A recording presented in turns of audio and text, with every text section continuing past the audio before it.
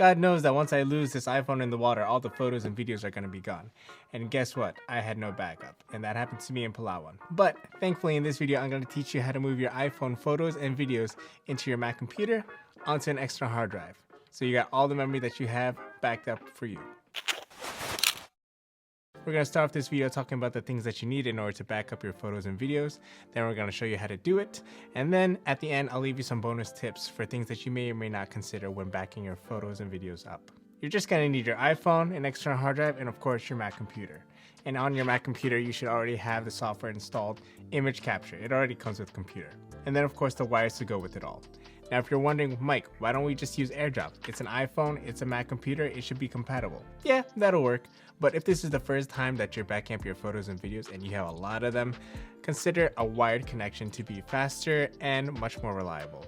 Sometimes when you're moving your photos and videos through AirDrop, it is not always reliable. Although I have done it plenty of times and I've done it with loads amount of photos and videos, that doesn't mean that the connection will always be stable. Sometimes there are accidental disconnections such as like battery failure, or it just so happens that somebody's calling or something just interrupts your process, notifications, and you accidentally bump something, whatever. All right, let's plug our phone into the computer. My Mac only has a USB-C port, so I have a USB-C to Lightning port here. And if it isn't already, have your external hard drive plugged in as well. All right, image capture and enter. Let's make that full screen. As you can see, I have 692 photos and videos all together. Now I could simply download them all, and I could simply download one at a time. If you only want to download certain ones, you can hold command and click which pictures that you want. If I want every other one or some in between. In this case, I'm going to download all of them. I hit command A and I selected all of them. Now before we download all of them, we want to go down here to the bottom left hand corner where it says import to, and it's going to go to default on my pictures folder in my MacBook, but I don't want that. We can easily move the photos and videos to the desktop, but because I want to conserve the amount of storage that I have here, I want to move everything, of course, to the external hard drive. So instead, we're going to go down to Other, and then we're going to navigate to our external hard drive. In my case, it's the Armor ATD. I have a separate backup folder for other photos and videos that are related to my other cameras. So in this case, we'll just make a new folder, and we'll call it iPhone Photos and Videos. And now that we have that folder, let's just hit choose. So now when we look at the bottom, we can see here, it's already the iPhone photos and videos.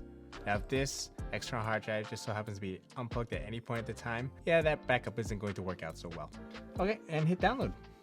I kind of wish it gave us an estimate of how long this was going to take. While waiting for this, I'm curious to know, how often do you back up your photos and videos? Or where do you back up your photos and videos? Comment down below. Alright, bonus tip. God forbid that there's any natural disaster or freak accidents, whether it be floods in your basement or some kind of fire that destroys your hard drive and your MacBook Pro or whatever computer that you have. There's no getting those photos and videos back, right? For me, I'm ready to lose these photos and videos from these devices because fortunately I have, and this is not an ad, I use a service called Backblaze. Before becoming an affiliate, I had already been using their service for nearly a year. Well, now it's about 2 years now. For $6 to $8 a month, I have unlimited storage with them. Photos, videos, documents, whatever the case may be. I have all my files backed up to the cloud.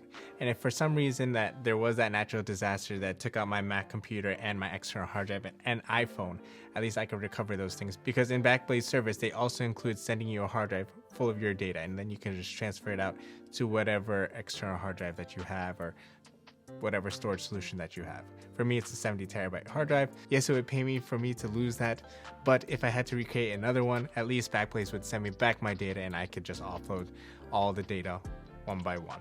There is a charge for that, but as long as I send those hard drives that they sent me back to them, I get my money refunded. When it comes to backup solutions, I'm just mentally prepared to lose all my stuff. At least partly. I have peace of mind knowing that it's in the cloud. For me, I've already accumulated 15 terabytes worth of storage, so for me to have it all backed up in the cloud with this Fios internet that I have, it's all good and it's no-brainer. I did used to use the Google Photos services, but since last year of 2021 in June, they stopped their unlimited plan for storing their photos and videos, and that was a bummer. Any photos and videos that I store in my Google Photos will be taken away from my 15 terabytes worth of storage. Now, if you're someone who only occasionally takes photos and videos or expect other people to take their photos and videos, this may not be a solution that you may be looking for or something that would even concern you. Maybe 15 gigabytes is enough for you. Other people store their stuff on Facebook. For me, I like to repurpose my content. I like to be able to have that comfort knowing that I could easily transfer my photos and videos from my external hard drives into my computer just like that, especially if my internet goes down for any reason. Another bonus tip is if you keep your photos and videos on your iPhone, you don't want to delete them because you want to show them to your friends or you just want to keep them there. Once you take new photos and videos and you start this process all over again, you're going to wind up with duplicates. So if you download this free software called Disk Drill, I'll leave a link in the description. It'll search a folder, a hard drive, whatever, just to see if there are any duplicates. Oh, I didn't even know it did iPhones. Ah, that's something new I found out today. We'll open this, go to find duplicates, add a folder, and we'll just go into my folder, the Michael folder. Okay, hit start, scan. Oh, I didn't expect there to actually be duplicates here. I have over 100 gigabytes, almost 200 gigabytes worth of duplicates. Okay, so if you have duplicates, you can click the down arrow here. It'll show you where each of those files are. And you can go through each of these one by one, just trying to pick which one you want to preserve. Or you can go here to the top where it says Smart Select, hit the down arrow, and then just choose the newest. And there we go. We've got about like half of them that we're going to delete. Now, when you select one, when you select the newest, that's the one you want to delete because the old one is the original. Do note that I did make a mistake with this. I do have a filing system for my photos and videos for my 70 terabyte hard drive enclosure. My mistake was when I backed up my files from Google Photos, I had replaced my old files, my original files, with the new ones. I have such a pain in the butt of a filing issue. If I want the new files to go where the old ones were replaced, I have to one by one, folder by folder, drag and drop, drag and drop, drag and drop. It's a nightmare. So if you're backing up your Google Photos, I suggest that you download your folders one by one, or at least that you don't do a smart select and that you choose which ones that you want. Okay, and we're done. That only took about like 10 minutes or so. Okay, now that we have these photos backed up, you could theoretically go ahead and delete them all off of your phone. However, there's one thing that you need to check before you start doing that. Okay, we're gonna use the quick search, the command spacebar, and we're gonna go to Finder, or I guess you could just go to your hard drive. I'm gonna go to our hard drive, iPhone photos and videos. Okay, there are files here. I'm gonna back up, command up, hit the spacebar here. Okay, I have 735 items. I thought I only had 692, but I guess I have some extra files there. But it looks like everything is here. And make sure some of these play.